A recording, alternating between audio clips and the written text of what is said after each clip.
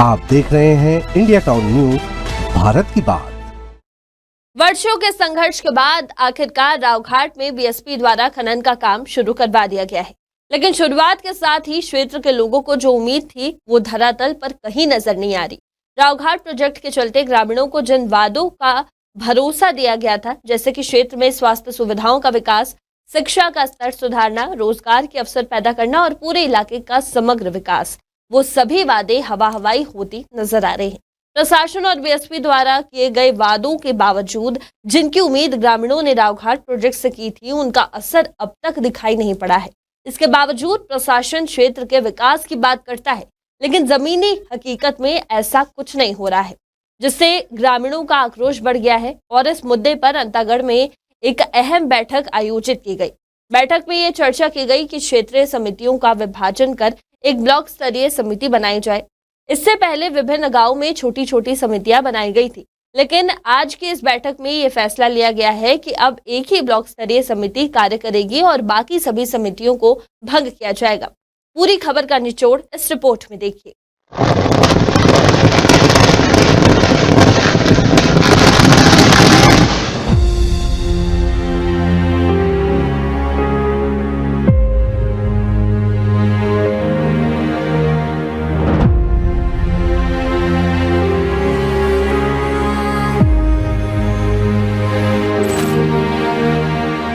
ग्रामीणों का कहना है कि रावघाट प्रोजेक्ट के बाद विकास के नाम पर केवल छोटे छोटे बदलाव हुए हैं। सबसे पहले अंतागढ़ में जो अस्पताल है उसकी स्थिति इतनी खराब है कि उसे भगवान भरोसे अस्पताल कहा जाता है। इलाज की सुविधाएं बेहद सीमित है और कोई भी बड़े इलाज के लिए जिला मुख्यालय या अन्य स्थानों पर जाना मजबूरी बन जाता है।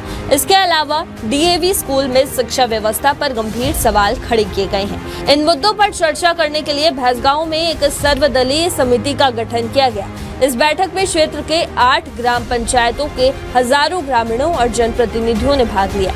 यहाँ ये भी खुलासा हुआ है कि बीएसपी का दावा है कि CSR मद से क्षेत्र में 100 करोड़ रुपए के विकास कार्य किए गए हैं। हालांकि कागजों में ये सब दिखाया जा सकता है, लेकिन जमीनी हकीकत कुछ और ही है।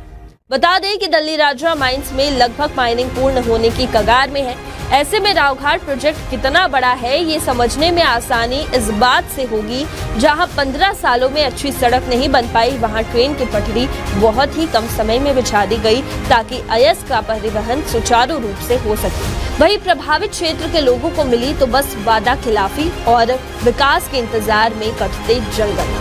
सड़कों पर केवल धूल ही दिखती है, जिससे ये साबित होता है कि कोई भी बड़ा विकास कार्य यहाँ नहीं हुआ है। ग्रामीणों का कहना है कि रावघाट प्रोजेक्ट से उन्हें कोई फायदा नहीं हुआ है। शिक्षा, स्वास्थ्य, रोजगार और विकास के सभी वादे महज कागजों तक ही सीमित रहे।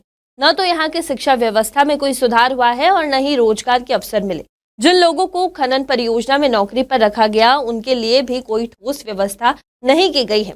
और सबसे बड़ी बात तो ये है कि जिन कर्मचारियों को नौकरी दी गई है, उनकी सैलरी का भी कोई ठिकाना नहीं है और न ही उनका पीएफ कटता है। वहीं इस बैठक में सांसद, विधायक, पूर्व विधायक और सर्वदलीय समिति के सदस्य, साथ ही क्षेत्र के लोग भारी संख्या में उपस्थित थे। इस दौरान ग्रामीणों ने अपने क्षेत्र में आ रही समस्याओं को लेकर जनप्रतिनिधियों से सवाल किए और बताया कि कैसे बाहरी कंपनियों के आने से क्षेत्र में विकास की बजाय विनाश हो रहा है। उन्होंने ये भी बताया कि खनन के कारण पर्यावरण पर भी नकारात्मक प्रभाव पड़ रहा है। वहीं सांसद और विधायक ने भी इन मुद्दों को गंभीरता से लिया और कहा है कि वे इन समस्याओं का समाधान करेंगे। उन्होंने ये भी कहा है कि आने वाले समय में क्षेत्र के विकास के लिए एक ठोस कार्य योजना तैयार की जाएगी। आज रावघाट में रावघाट परियोजना को प्रोजेक्ट को लेकर के क्षेत्र के जनप्रतिनिधि, समाज के प्रमुख और सब लोग बहुत बड़े बैठक का आयोजन किया गया थे। और इस बैठक में यहाँ के लोगों को रोजगार कैसे मिले, यहाँ विकास कैसे हो, इस बात को लेकर के काफी चर्चा हुआ, विचार विमर्श हुआ। यहाँ के संघर्ष समिति, यहाँ के विकास समिति, सब लोगों ने अपनी अपनी बात कहा।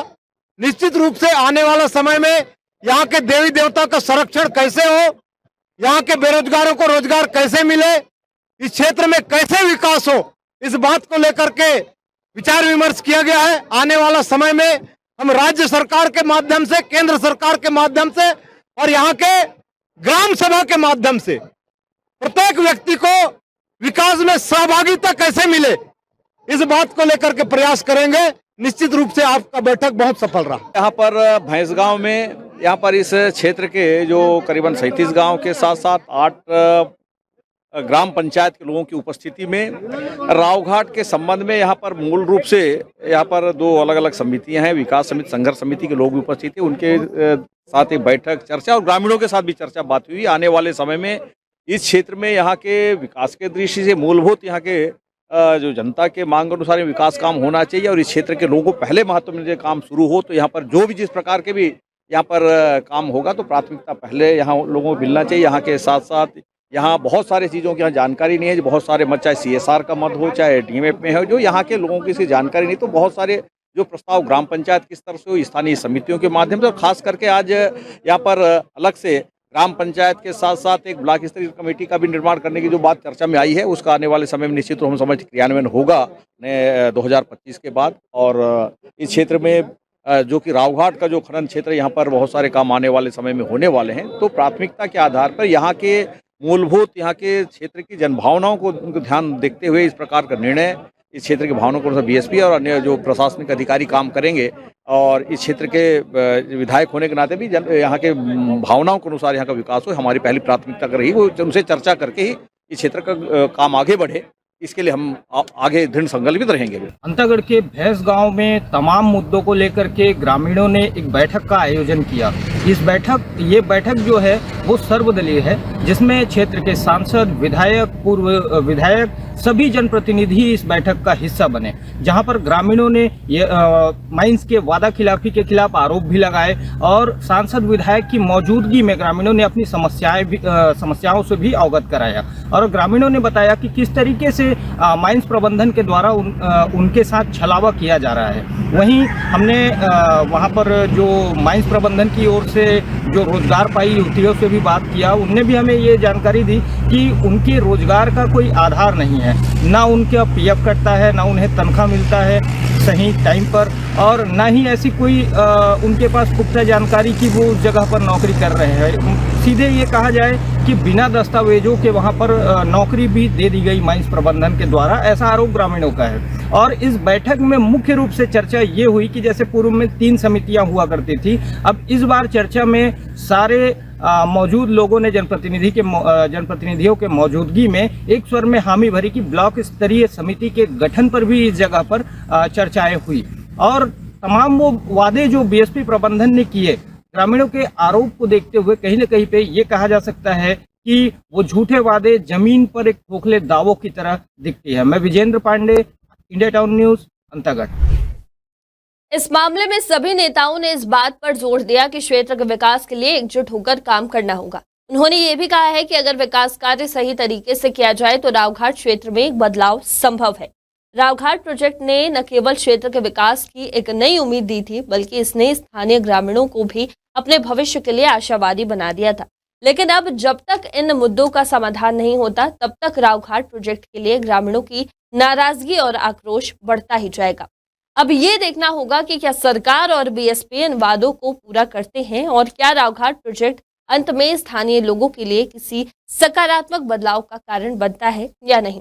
ये खबर हमें भेजी है अंतागढ़ से हमारे सहयोगी विजेंद्र पांडे ने। मेरा नाम है सिमरन और आप देख रहे थे इंडिया टाउन न्यूज। नमस्कार।